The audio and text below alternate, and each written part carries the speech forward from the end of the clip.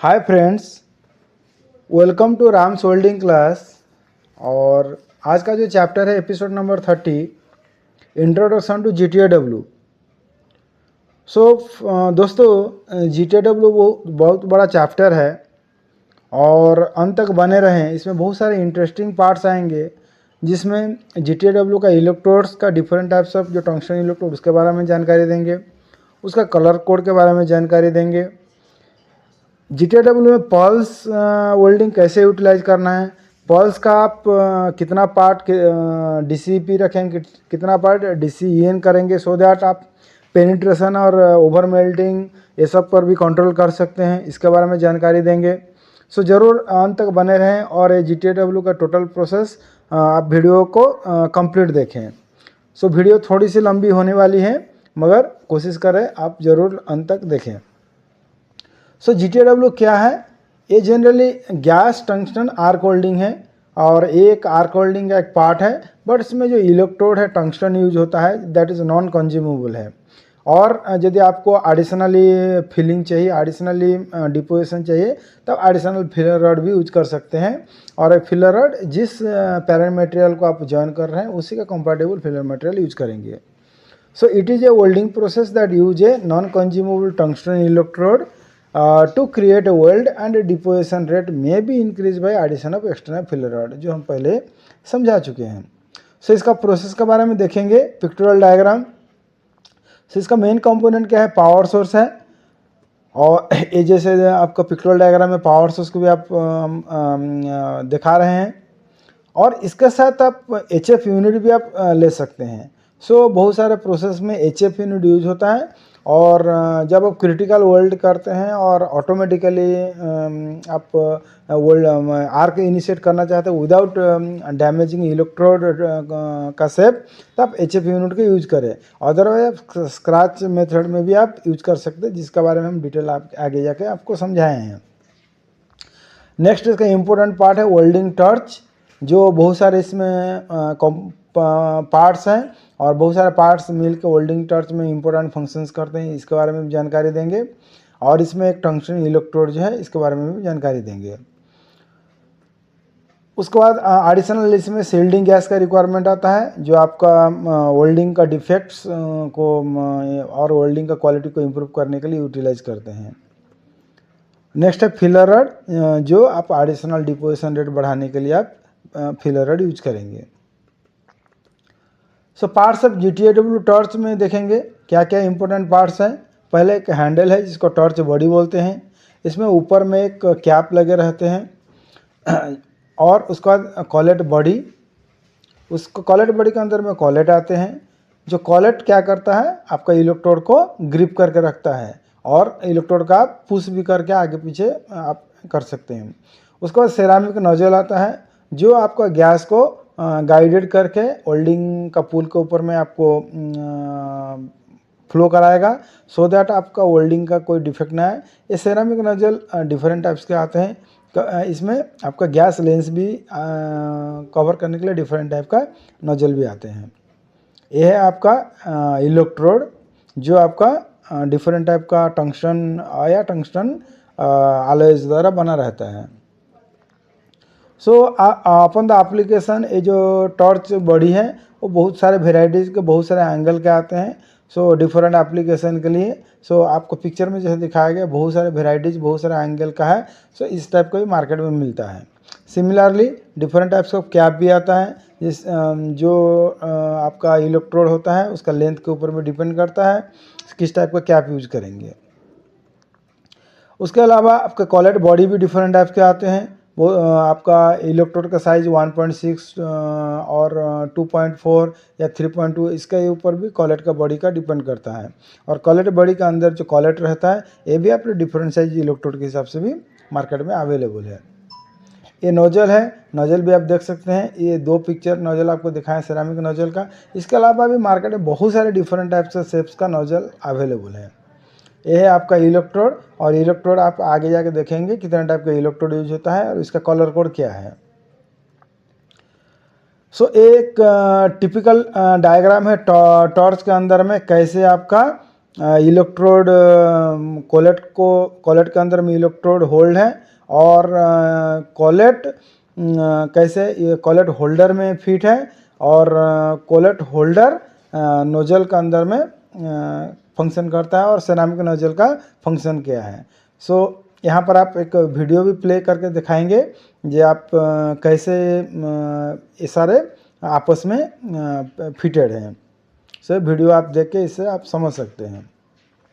Next समझेंगे जो GTW में पोलैरिटी क्या यूज होता है, कैसे इलेक्ट्रोड कनेक्शन होता है। सो इसमें जनरली जो पोलैरिटी यूज होता है DCEN, क्योंकि DCEN में क्या होता है, मेरा electrode non consumable, so heat कम जनरेट होता है इलेक्ट्रोड में, और हीट मैक्सिमम जनरेट होता है बेस मटेरियल में। सो पेनिट्रेशन ज़्यादा होता है, बट कंज्यूमेबल का कंजम्पशन यहाँ पर नहीं चाहिए, इसलिए DCEN is the best option है। बट बहुत सारे ऐसे एप्लीकेशन है, जैसे कि फॉर एल्युमिनियम वेल्डिंग, जहाँ पर आर्क क्लीनिंग चाहिए, वहाँ पर हम AC भी यूज करते हैं। बट AC और DCEN में एक ही फ़र्क है, AC में क्या होगा, आपका जो इलेक्ट्रोड का जो शेप है जल्दी डैमेज होता है, क्योंकि जो सेकंड हाफ में आपका हीट ज़्यादा जनरेट होगा इलेक्ट्रोड के ऊपर में। सो इलेक्ट्रोड का जो शेप है वो जल्दी आपका मेल्ट कर जाता है और शेप चेंज हो जाता है। बट इसका एप्लीकेशन एल्युमिनियम में बहुत ही ज़रूरत है ऐसी फंक्शन, क्योंकि एल्युमिनियम में हमको आर्क क्लीनिंग चाहिए। और सो इलेक्ट्रोड के बारे में जैसे कि पहले बता चुके हैं, इलेक्ट्रोड का डिफरेंट टाइप्स ऑफ इलेक्ट्रोड इसमें यूज होता है। एक है जैसे कि प्योर टंगस्टन, इसका कलर कोड है ग्रीन, केमिकल कंपोजिशन इसका 99.5% tungsten. It is often use for alternating current holding of aluminium और मैग्नीशियम। और pure tungsten electrode are inexpensive but have a higher wear rate, इसका वेयर रेट बहुत ज़्यादा होता है। It has a high work function making it difficult to start and maintain stable. So इसमें क्या होता है, कहने का मतलब है इसमें थोड़ा स्टेबिलिटी, आर्क का स्टेबिलिटी बहुत कम होता है, और आर्क स्टार्टिंग भी डिफिकल्ट होता है। इसीलिए क्या करते हैं हम सब, इसका अपग्रेडेड हम सब जिरकोनिएटेड टंगस्टन यूज करते हैं। इसका कलर कोड क्या रहता है, white.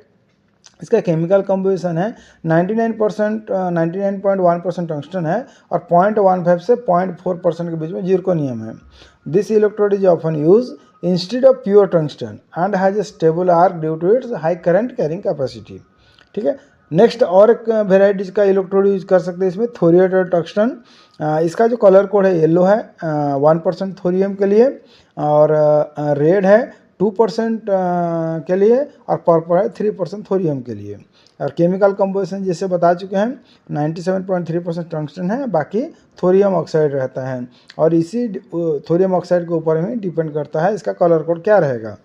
So this electrode is very suitable for the DC welding of the steel and other metals. It has a higher melting point than pure tungsten electrode. Higher melting मतलब बहुत high heat चाहिए melting करने के लिए। सो इसका जो application आप लंबा काम करेंगे भी तो इसका जो शेप जल्दी डैमेज नहीं होगा। Thoriated electrodes are versatile and widely use, they have a higher melting point than the pure tungsten, making them suitable for welding steel and other ferrous material. Next जो टाइप का electrode use होता है वो है सीरियड tungsten. इसका colour grey रहता है, इसका केमिकल कंपोजिशन है 97.3 टंगस्टन है, और 1.8 to 2.2 सीरियम ऑक्साइड है। Serrated oxides are not radioactive and can be used with both AC and DC. They are popular for orbital tube and pipe fabrication. This sheet metal work and job involving small and dedicated parts. छोटा छोटा application में ये generally use होता है। Then और एक type का electrode जो यूज होता है इसको बोलता है लैंथेनेटेड टंगस्टन। इसका कलर जो होता है लैंथेनेटेड 0.8 से 1.2% रहने से ब्लैक कलर रहता है, और लैंथेनेटेड 1.3 से 1.7% रहने से गोल्ड, और 1.7 से 2.2 रहेगा तो जनरल कलर कोड इसका ब्लू होता है। और बाकी जो क्या टंगस्टन है 97.8% टंगस्टन है। This electrode is non-radioactive and has good electrical conductivity, ductility and arc stability. It considered a good general purpose tungsten and can be used for both DC and AC application. So ये 5 varieties का tungsten electrode हम सब GTW में application में use करते हैं। और next हम देखेंगे जो जनरल जो एक टॉर्च में कैसे फंक्शन होता है, कैसे गैस निकलता है, कैसे इसका अंदर का जो डिज़ाइन कैसा होता है। इसका देखिए अंदर में कॉलेट है, बाहर में सेरामिक कप है, टंगस्टन इलेक्ट्रोड है, ये वोल्ट डिपॉजिट हो रहा है। और इसके साथ एक वीडियो भी हम दिखाएंगे कैसे आपका GTW वेल्डिंग कैसे हो रहा है। और इसी वीडियो में आपको ये भी दिखा रहे हैं बिना फिलर रॉड डाले हुए वेल्डिंग कैसे होता है और फिलर रॉड डाल के वेल्डिंग कैसे होता है। आप दोनों वीडियो को 1 बाय 1 आप देख सकते हैं। इसके बाद हम देखेंगे इसमें जनरली पावर सोर्स किस टाइप का यूज होता है। सो जनरली GTW में जो पावर सोर्स होता है DC आउटपुट विद रेक्टिफायर रहता है, और रेक्टिफायर थायरिस्टर बेस होता है, IGBT बेस होता है और इन्वर्टर बेस होता है।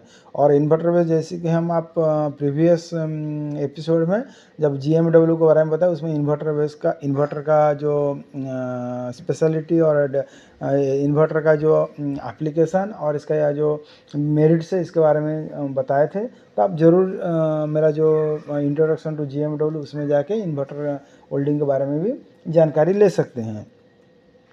नेक्स्ट जो पावर सोर्स यूज करते हैं AC, और AC जो पावर सोर्स यूज करते हैं जनरली आर्क क्लीनिंग फंक्शन के लिए और एल्यूमिनियम वेल्डिंग के लिए ज़्यादा यूज होता है।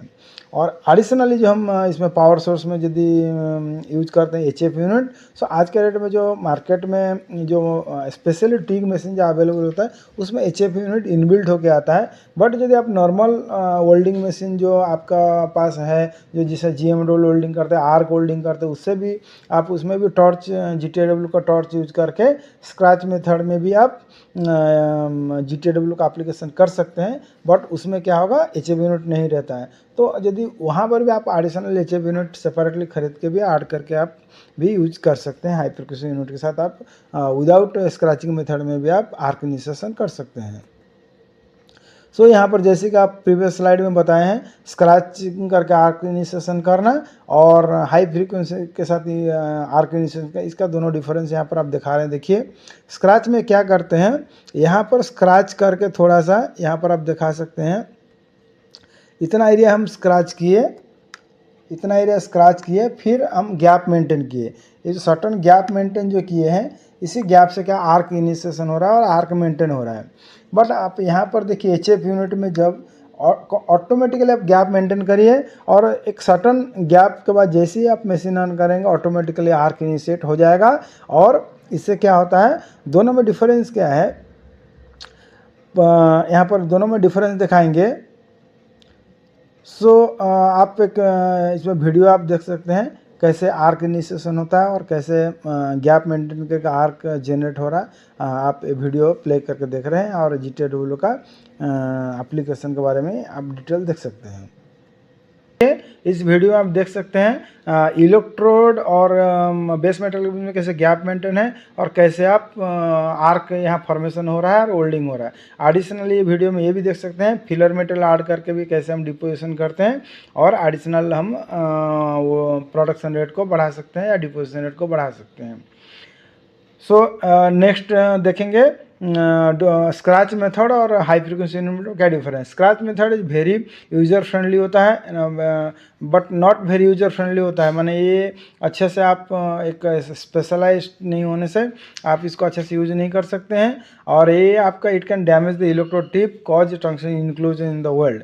सो टंक्शन इंक्लूजन कैसे होता है, जब आप स्क्रैच करते हैं टंक्शन का पार्टिकल्स आपका वेल्डिंग में आने के लिए चांस रहता है। और टंक्शन इंक्लूजन जनरली आपका प्रोन टू वर्ल्ड क्रैक होता है और ये नॉन एक्सेप्टेबल होता है। HF यूनिट में क्या बेनिफिट है, HF यूनिट अब सेवरल बेनिफिट्स है। इसमें reduce tungsten contamination, longer electrode life करता है, स्मूथर आर्क इनिशिएशन करता है, नॉन कॉन्टैक्ट स्टार्टिंग करता है। और कंसिडरेशन में क्या है, HF आर्किंग है, सम ड्रॉबैक्स भी है। इसका क्या क्या है, कॉस्ट इसका ज़्यादा आता है HF यूनिट का, इक्विपमेंट थोड़ा कॉम्प्लेक्सिटी है।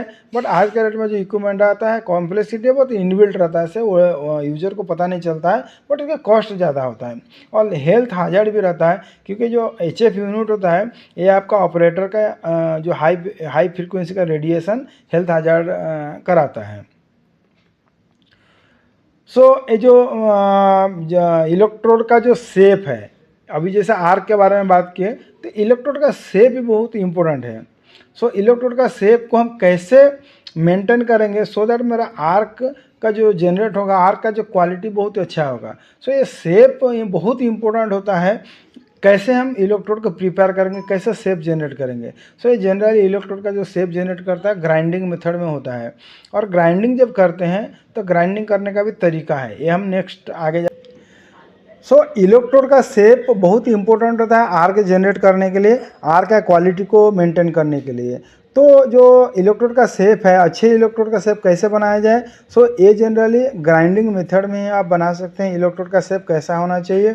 सो ये जो स्लाइड है हम देखेंगे, पहला देखिए electrode tube with sharp edge, second electrode tube with flat end, और electrode tube with balled ended. So ये जो प्रिपरेशन है, इस प्रिपरेशन में पहला दोनों प्रिपरेशन का जो इलेक्ट्रोड इफेक्ट आप दिखाएंगे, और इसका एक वीडियो भी आप प्ले करके दिखाएंगे। फर्स्ट जो शार्प एज होने से कैसे इलेक्ट्रोड आर्क जनरेट होता है और आर्क ब्लो होता है, बट सेकंड क्लास में फ्लैट एंड रहने से कितना सुंदर आर्क जनरेट होता है, बेस्ट कहाँ होता है, इसके बारे में भी एक वीडियो में दिखाएंगे। और बॉल एंड होने से कैसे आर्क आपका फ्लक्चुएट होता है, आर्क स्टेबिलिटी नहीं होता है, और आर्क का जो आपका डेंसिटी और आपका जो एरिया बड़ा होता है, सो दैट वेल्डिंग का क्वालिटी इस पर अच्छा नहीं होता है। इसके बारे में भी ये वीडियो से आप देखेंगे तो समझ पाएंगे। नीचे जो आपको दिखाए हैं आपका डिफरेंट इलेक्ट्रोड शेप में कैसा वेल्डिंग का क्वालिटी इस पर दिखा है। 15 डिग्री यदि आप इलेक्ट्रोड का एंगल करते हैं, 35 डिग्री, 45 डिग्री का कंडीशन, 60 कंडीशन, 90 डिग्री, 120 और फ्लैट 180 रहने से देखिए ये आपका आर्किंग का क्वालिटी कैसा होता है और आर्क का विड्थ क्या होता है, और इस हिसाब से पेनिट्रेशन भी डिपेंड करता है। सो जैसे कि बताए हम जो टंगस्टन इलेक्ट्रोड है हम इसको ग्राइंडिंग करके ही हम इसको शेप जनरेट करते हैं। सो ग्राइंडिंग करने का दो तरीका यहाँ पर दिखाया गया है। पहला जो तरीका है आपका ग्राइंडिंग का जो एंगल है उसको हम कैसे मेंटेन करेंगे और ग्राइंड करेंगे सो दैट जो वेल्डिंग का जो क्वालिटी अच्छा रहेगा और स्टेबिलिटी, आर्क स्टेबिलिटी अच्छा रहेगा तो वेल्डिंग क्वालिटी अच्छा होगा। और जो रॉन्ग प्रैक्टिस क्या है, यदि हम साइड से इसको ग्राइंडिंग करेंगे, व्हील ऐसा घूम रहा साइड से, जैसे कि हम अभी एक वीडियो दिखाएंगे दोनों मेथड का, फर्स्ट मेथड जो आइडियल कंडीशन और सेकंड मेथड जो रॉन्ग कंडीशन है, दोनों वीडियो देखेंगे और इससे आप समझ पाएंगे बेस्ट तरीका क्या है, वीडियो में आपको दिखाएंगे। सो जो आइडियल और रॉन्ग का, सो आप लोग भी इसी तरीका को फॉलो करें। यहाँ पर आप देख सकते हैं आइडियल कंडीशन मेरा जो आर्क फॉर्मेशन कैसा हो रहा है, बट यदि आप सेकेंड केस यूज करते हैं, रॉन्ग वे में ग्राइंडिंग करते हैं, और ये जो लाइनिंग क्रिएट होगा उससे आपका आर्किंग का जो क्वालिटी किस टाइप का रहने वाले हैं, सो दैट बीच में देखिए आपका डिफेक्ट आने के लिए चांस ज़्यादा है। बट पहला केस में आपका वेल्डिंग अच्छा होगा।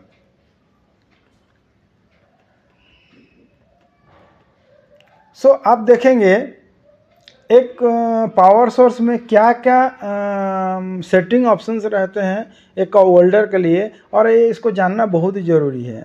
सो फर्स्ट केस आप देखिए, एक मशीन में क्या क्या है, आपका AC DC सिलेक्शन करने का ऑप्शन रहता है, 2 ट्रैक 4 ट्रैक सिलेक्शन करने के लिए ऑप्शन रहता है, गैस के बारे में ऑप्शन रहता है, आपका आर्किंग का ऑन ऑफ का रहता है, पल्स के बारे में रहता है, नेक्स्ट आपका प्री फ्लो पोस्ट फ्लो ये सब का डिटेल्स रहता है, आपका पॉजिटिव नेगेटिव टर्मिनल कैसे कनेक्ट करें उसके बारे में रहता है, AC फ्रीक्वेंसी के बारे में रहता है, करंट वोल्टेज को कम बेसी करने के लिए ऑप्शन रहता है, और बहुत ये सारे डिटेल को एक एक करके हम समझेंगे। सो पैरामीटर सेटिंग कैसे करेंगे, सो फर्स्ट ये देखेंगे पैरामीटर सेटिंग में क्या क्या है, 2 ट्रैक मोड, और नेक्स्ट है आपका 4 ट्रैक मोड। सो ये आप सभी आदमी जानते हैं 2 ट्रैक मोड क्या होता है, 4 ट्रैक मोड क्या होता है। नेक्स्ट देखेंगे आप ये जो पावर सोर्स में आप AC फंक्शन भी यूज कर सकते हैं और DC मोड भी यूज कर सकते हैं। नेक्स्ट है आप आर्क फोर्स को कम बेसी भी करने के लिए सेटिंग दिया जाता है।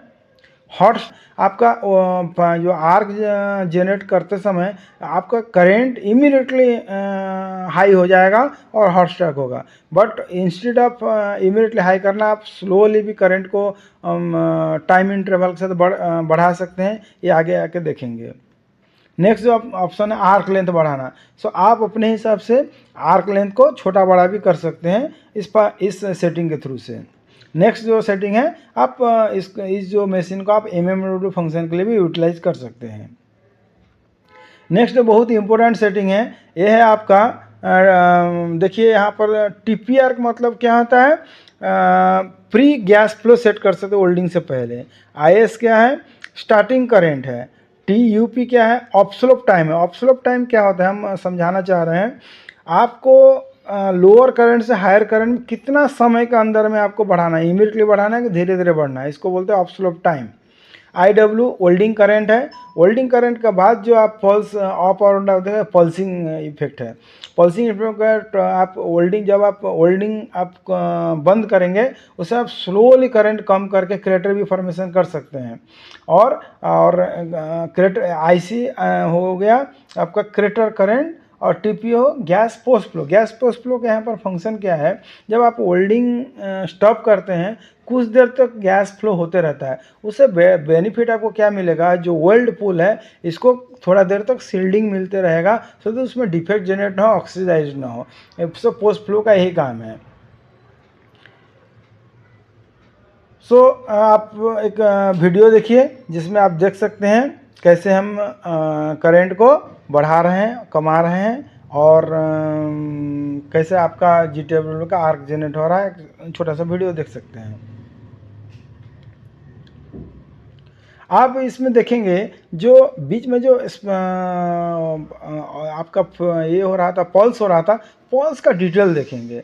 सो पल्स में भी आप बहुत सारे ऑप्शंस है आपके पास, पल्स को हम कैसे मैनेज करेंगे। सो पहला केस देखिए, जो पल्स में देखिएगा DCP का जो विड्थ ज़्यादा है और DCN का विड्थ कम है। इसका मतलब आपका DCP जब हायर करंट आपका इलेक्ट्रोड में ज़्यादा हो रहा है कुछ देर के लिए, और बेस मेटल में जो हीटिंग कम हो रहा है, इससे क्या होगा, आपको पेनिट्रेशन कम होगा और डिपोजिशन थोड़ा ज़्यादा होगा। इससे क्या होता है, आप ओवर पेनिट्रेशन यदि कोई जॉब में हो रहा है तो ये मोड में आप सिलेक्ट कर सकते हैं। बट जब आपको जो जॉब में पेनिट्रेशन कम हो रहा है तो आप जो दूसरा जो साइकिल है उसको यूज कर सकते हैं। DCP का जो बैलेंसिंग को कम करके DCN बैलेंसिंग को ज़्यादा करेंगे तो पेनिट्रेशन ज़्यादा मिलेगा और डिपोजिशन कम होगा। इससे भी आप क्या कर सकते हैं, वेल्डिंग के ऊपर में ज़्यादा कंट्रोल कर सकते हैं। सो इसका मेरिट्स एंड डिमेरिट्स के बारे में जानेंगे। मेरिट्स क्या है, GTW का हाई क्वालिटी वेल्ड है, नो फ्लक्स है, वर्साटाइल है, नो स्पैटर है, गुड विजिबिलिटी है, वर्ड्स इन ऑल पोजीशन कर सकते हैं। डिमेरिट्स क्या है, require very high skill, require eye and hand coordination, higher UV rays का खतरा रहता है इसमें, स्लोअर देन मीग होता है। सो वेल्डिंग बहुत ही स्लो चलता है और रिस्क ऑफ ओवर हीटिंग होता है। सो फ्रेंड्स, इतना ही आज का GTW के चैप्टर में मेरा था। और इसका अलावा GTW को और इन डिटेल में चाहिए तो ज़रूर हमें कमेंट्स करें और हमें अच्छे अच्छे वीडियो बनाने के लिए हमें उत्साहित प्रेरित करें। मेरा यदि और कुछ वीडियो देखना है राम्स वेल्डिंग क्लास में तो ये मेरा लिस्ट है, ये लिस्ट को आप ज़रूर देखें। और इसमें से यदि कोई इंपॉर्टेंस आपको लगे तो ज़रूर मेरा राम्स वेल्डिंग क्लास को शेयर करें, सब्सक्राइब करें। और मेरा जो एपिसोड नंबर 9, 8, 10 जैसे कि आपका लिस्ट दिया गया है, लिस्ट को देखें और एपिसोड नंबर आप वॉच करें।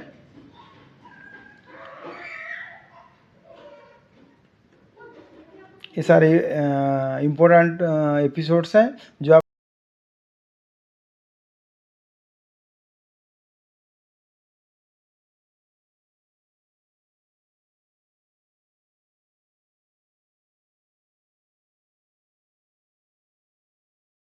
So thank you Ram's welding class को सब्सक्राइब करने के लिए और वीडियो को देखने के लिए। आई थिंक आपको ज़रूर जानकारी मिला होगा। और राम्स वेल्डिंग क्लास में वेल्डिंग रिलेटेड बहुत सारे वीडियो है और आगे में जाके भी बहुत सारे वीडियो में आपके लिए बना के अपलोड करने जा रहा हूँ। यदि आप लोगों को कोई स्पेसिफिक वीडियो व कोई स्पेसिफिक वेल्डिंग में जानकारी चाहिए तो ज़रूर हमें चैट बॉक्स में या हमें ईमेल कर सकते हैं। मेरा ईमेल ID है kramanuranjan@gmail.com, या हमें आप व्हाट्सअप भी कर सकते हैं। मेरा व्हाट्सअप नंबर है 93348331।